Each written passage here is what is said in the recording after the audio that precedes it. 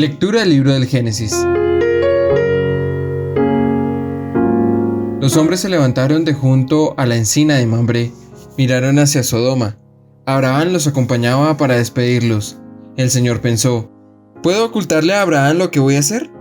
Abraham se convertirá en un pueblo grande y numeroso, y en él se bendecirán todos los pueblos de la tierra. Lo he escogido para que mande a sus hijos, a su casa y a sus sucesores, que guarden el camino del Señor, practicando la justicia y el derecho. Y así cumplirá el Señor a Abraham lo que le ha prometido. El Señor dijo: el clamor contra Sodoma y Gomorra es fuerte y su pecado es grave. Voy a bajar a ver si realmente sus acciones responden a la acusación, y si no, lo sabré. Los hombres se volvieron de allí y se dirigieron a Sodoma, mientras Abraham seguía a pie ante el Señor. Abraham se acercó y le dijo: ¿es que vas a destruir al inocente con el culpable? Si hay 50 inocentes en la ciudad, ¿los destruirás y no perdonarás el lugar por los 50 inocentes que hay en él? Lejos de ti tal cosa, matar al inocente con el culpable, de modo que la suerte del inocente sea como la del culpable. Lejos de ti, ¿el juez de todo el mundo no hará justicia? El Señor contestó: si encuentro en la ciudad de Sodoma 50 inocentes, perdonaré a la ciudad en atención a ellos.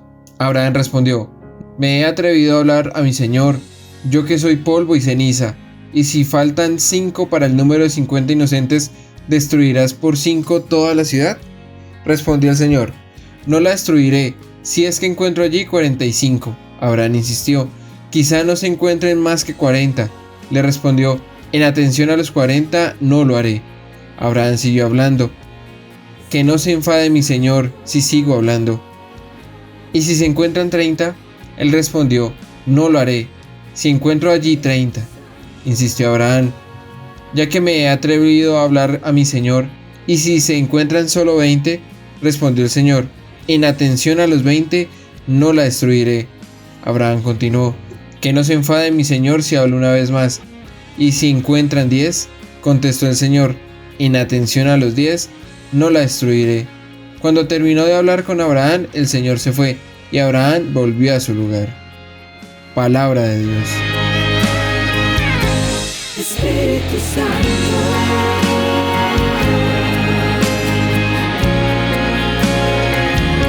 El Señor es compasivo y misericordioso. Bendice, alma mía, al Señor, y todo mi ser a su santo nombre. Bendice, alma mía, al Señor, y no olvides sus beneficios. El Señor es compasivo y misericordioso. Él perdona todas tus culpas y cura todas tus enfermedades. Él rescata tu vida de la fosa y te colma de gracia y de ternura. El Señor es compasivo y misericordioso. El Señor es compasivo y misericordioso, lento a la ira y rico en clemencia. No está siempre acusando ni guarda rencor perpetuo. El Señor es compasivo y misericordioso. No nos trata como merecen nuestros pecados, ni nos paga según nuestras culpas. Como se levanta el cielo sobre la tierra, se levanta su bondad sobre los que lo temen. El Señor es compasivo y misericordioso.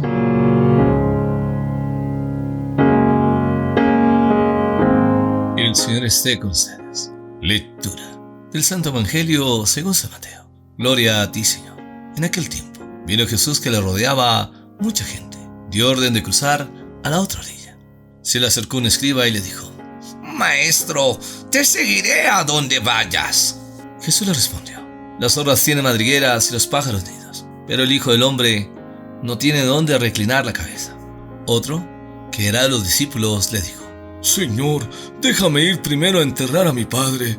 Jesús le replicó: tú sígueme y deja que los muertos entierren a sus muertos. Palabra del Señor. Gloria a ti, Señor Jesús. Vamos a pedir la luz del Espíritu Santo que nos guíe para entender esta hermosa palabra. Espíritu Santo, ven sobre nosotros, sobre nuestra vida, sobre nuestra historia, para hacernos comprender este designio de amor, para dar pasos firmes en la fe, para cada día conocer tus misterios de amor, tu voluntad, que nos da autenticidad de vida. Acompañados del amor maternal de la Santísima Virgen María, con todos los santos y ángeles de Dios.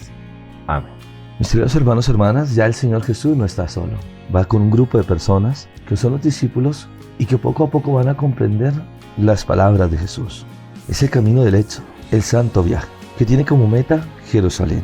Es el camino emprendido en el bautismo, que le hace llevar sobre los hombros las generaciones de los hijos de Adán, para volver a llevarlos a ser hijos de Dios. Pero también habrá unas exigencias del seguimiento a Jesús. Uno le dirá: te seguiré a donde quiera que vaya. Jesús le respondió: las zorras tienen madrigueras y los pájaros del cielo nidos, pero el Hijo del Hombre no tiene dónde reclinar la cabeza. Es una persona indeterminada que representa a todo el que quiera seguirlo. Y hay una pregunta que se formulará: ¿desea ser discípulo, pero acepta las condiciones para hacerlo? Una gran pregunta para responder. El Señor se referirá a las zorras que tienen madrigueras y a los pájaros del cielo nidos. Las zorras son animales astutos como las serpientes. Las aves son animales ingenuos como las palomas. El hombre del mundo pone su seguridad en los bienes materiales necesarios para vivir y, si es posible, para vivir bien. El Señor con Herodes utilizó este término: díganle a ese zorro, porque tenía su seguridad en sus bienes. Porque sabemos que el ser humano que vive apegado a sus bienes cree tener su propia morada segura en la tierra. Cava en ella su madriguera y habita en ella con toda confianza. En cambio, el hombre religioso pone su seguridad en Dios, hace depender de Él toda su existencia y cuelga su nido en el cielo como las golondrinas. El hombre, insuficientemente por sí mismo, necesariamente pone su confianza sobre sí mismo, pero al creyente no le basta, como el pájaro, tener el propio tesoro junto a Dios. Él tiene a Dios como un tesoro, pero el Hijo del Hombre no tiene dónde reclinar la cabeza, porque todo lo que tiene Jesús lo entrega, incluso su propia persona, porque es don, transparencia del amor del Padre. Por eso es pobre, pequeño, necesitado de acogida, sin madriguera y sin nido, puro amor que quiere ser amado en su desnudez y pobreza. El que desea seguir a Jesús, pero no quiere la pobreza, quiere el fin, pero no los medios necesarios. Es una tentación análoga a la primera de Jesús en el desierto. Hace consistir la propia seguridad en el pan. En cambio, Jesús valora la palabra del Padre como si fuera la propia madre, y el pan para él era la obediencia a él. Al comienzo, después de nacer en un establo, por cuanto no hubo para él otro lugar, fue colocado en el sitio donde comen las bestias. Antes de morir, acabará como víctima de los pecadores en el madero de la cruz, donde reclinará la cabeza. A otro le dijo: sígueme. Él respondió: Señor, déjame primero ir a enterrar a mi padre. Antes la iniciativa era del discípulo, ahora es de Jesús. Así se evita el peligro de presunción inherente al primer caso. A él corresponde la propuesta, a nosotros la respuesta. Somos nosotros los que hemos de seguirlo a él, no él a nosotros. Por eso cuando dice sígueme, es una llamada clara y precisa. Es la misma que Jesús dirige a todos, incluso a los pecadores. Ir en pos de él en su mismo camino que debemos seguir. No cuestiona la llamada, ni la finalidad, ni los medios. Se trata de seguirlo a él en su camino sin madriguera y sin nidos. Antes de seguir al Señor, desea hacer otra cosa. Se trata exactamente de cumplir sus deberes, respetar sus afectos. Esta prioridad de tiempo oculta en realidad una prioridad de intenciones. De aquel que es llamado por Jesús, vive un momento difícil porque ha muerto su padre. Y es un deber de piedad filial, pero también es un deber, si se le coloca como prioritario, puede apartar del rey. Es el drama de la fe de Abraham, que vive con su hijo Isaac por ese amor al hijo prometido por Dios, o el amor a Dios que ha hecho la promesa. Todo afecto, por más que sea sublime, es secundario y derivado, figura de la relación con Dios. También Jesús, aunque sometido a José y a la Virgen María, que angustiados lo buscan, antepone la necesidad de ocuparse en las cosas del Padre. La opción es difícil y dura. Nuestra voluntad, a causa del pecado, no es indiferente y no tiene la prioridad que debe ser. Quisiéramos que Dios siguiese la nuestra, aunque pareciese que la respuesta de Jesús es bien fuerte. Deja que los muertos entierren a sus muertos. Tú vete a anunciar el reino de Dios. Sí debemos tener cuidado de colocar a la criatura antes del Creador. Y a veces nos cuesta hacer la voluntad de Dios, porque Él quiere que se haga su voluntad. Pero muchas veces nosotros pretendemos que Jesús haga lo que nosotros queremos. traemos a Dios de nuestra parte y en la práctica rehusamos la obediencia a Él. Quisiéramos la finalidad, que es seguir a Jesús, pero rechazamos los medios necesarios porque tenemos nuestras prioridades.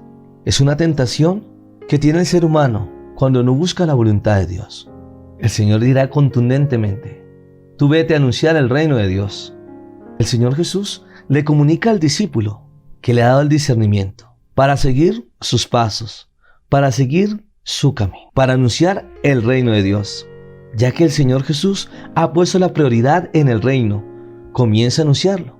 Él parte de un corazón libre para difundirse hasta los últimos confines de la tierra. Otro le dice: te seguiré, Señor, pero déjame primero despedirme de los de mi casa. Jesús le contestó: nadie que pone la mano en el arado y mira hacia atrás vale para el reino de Dios.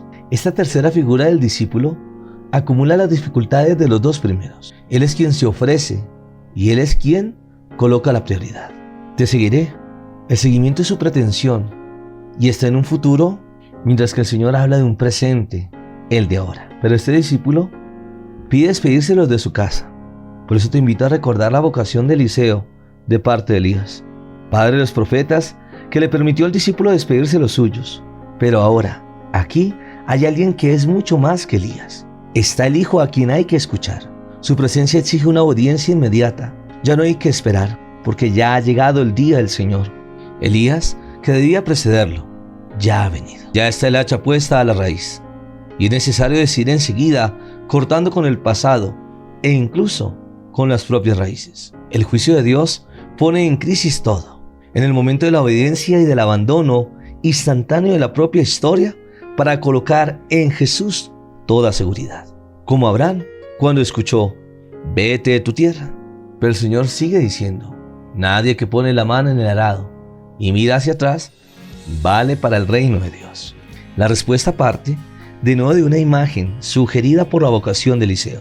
Fue llamado mientras estaba arando con 12 yuntas de bueyes, y deberá quemar su arado y sacrificar sus bueyes para otra siembra, la de la palabra de Dios, que ha de anunciar como heredero del profeta Elías. Pero la dilación concedida al discípulo del profeta para ir a donde su familia ya no se le concede al discípulo de Jesús. Este es el momento del encuentro con el esperado. No hay tiempo que perder. Esta urgencia escatológica no quemará solo el arado, sino también al corazón del que ara y siembra. Debemos darnos cuenta que la raíz común de todas las tentaciones es el apego al propio yo. El que supera esta tentación ha superado las primeras dos. Por eso Jesús dice: si alguno quiere venir en pos de mí, niéguese a sí mismo, tome su cruz y me siga. El que, a pesar de todas las tendencias y las resistencias contrarias, se coloque en esta posición es apto para el rey. Quiere obedecerle a Dios, movido únicamente por el deseo de servir. Ahora nos unimos a través de la oración para que juntos veamos los regalos del cielo. En el nombre del Padre, del Hijo y del Espíritu Santo. Amén. Padre del cielo, te da muchas gracias por tantas bendiciones que nos das, que has enviado a tu Hijo Jesús para anunciarnos el reino, la buena noticia. Él, que es la misma palabra, que se ha hecho carne y quiere habitar entre nosotros, para que podamos seguirle desde el corazón, descubriendo el amor, el perdón, el servicio, a la luz del Espíritu Santo, para que sepamos tener un buen desempeño en nuestra fe, unidos al corazón de la Iglesia, la esposa de Cristo, junto con sus ministros, el Papa Francisco, los cardenales, obispos, sacerdotes, religiosos y religiosas, que se nos invita a vivir este regalo de la palabra, para dejar las huellas de Jesús en cada corazón, para descubrir el amor, el respeto, la ayuda, el servicio, ser hermanos que caminan en la fe, para ayudar a aquellos que están en la oscuridad, en la tristeza, en la depresión, o por esas situaciones negativas, o por esa vida desordenada. Se encuentran en oscuridad, no saben qué hacer, y el peligro de tomar decisiones a la ligera, buscando la brujería, la hechicería, como si la vida fuera de magia. Pero es la forma en que el diablo viene a engañar a los hijos de Dios, para que se tomen malas decisiones, o para que se consuman en el alcohol, en la drogadicción, en la pornografía, y de amargar y destruir su vida y la de los demás. Te invito a hacer un alto en tu camino. Abre tu corazón al Señor. Déjalo entrar en las profundidades de tus pensamientos, tus emociones, para que Él pueda sanar esas heridas, esas situaciones difíciles que has vivido, porque el Señor conoce tu corazón. Y tomar la decisión de perdonar a esas personas que te hicieron daño, que quisieron destruir tu vida. Sé que el perdón no es fácil, pero Jesús desde la cruz decía: Padre, perdónalos porque no saben lo que hacen. Es creer, confiar, porque el Señor tiene palabras de vida eterna. En estos momentos de pandemia, no tengas miedo. Nos aferramos a la oración, a reclamar esas promesas de Dios que traen vida, pero que el mismo Señor nos está invitando a la conversión, a dejar toda forma de pecado que viene a destruir a la humanidad. Queremos orar por el mundo entero, por las naciones, sus gobernantes, para que sepan crear leyes que respeten la vida y no al contrario, porque muchas veces hay leyes de muerte, destrucción, que van llevando al ser humano al abismo de la muerte. Que los gobernantes sepan escuchar el corazón de los necesitados, para que sepamos trabajar como hermanos y salir adelante ante esta crisis económica. Vamos por las familias que son el fundamento de la sociedad, y así tanto el hombre y la mujer sepan asumir esta vocación, este regalo de Dios a través del amor, para bendecir las familias. Que también oramos por los que están enfermos por este COVID-19 o que sufren distintas enfermedades en su cuerpo. Que clamamos la sangre preciosa de Jesús, que sus milagros existen y que lo imposible es posible. Es creer, confiar, porque el Señor tiene palabras de vida eterna. Ahora te invito a entregar tu corazón, tu necesidad, que Dios te escucha, que no dudes, porque el Señor está realizando su obra en ti, en tu casa, en tu trabajo, en tu familia, porque hemos nacido para ver la gloria de Dios. Ahora nos preparamos para recibir la bendición. El Señor esté con ustedes, y la bendición de Dios Todopoderoso, Padre, Hijo y Espíritu Santo, descienda sobre ustedes y les acompañe siempre. Amén.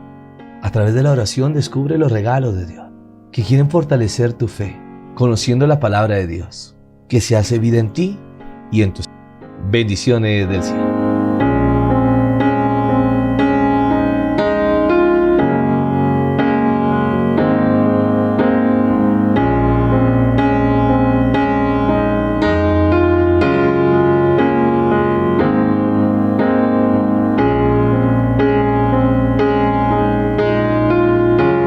No se te olvide seguirme en las redes sociales, Paredes y Franco, compartiendo los regalos del cielo.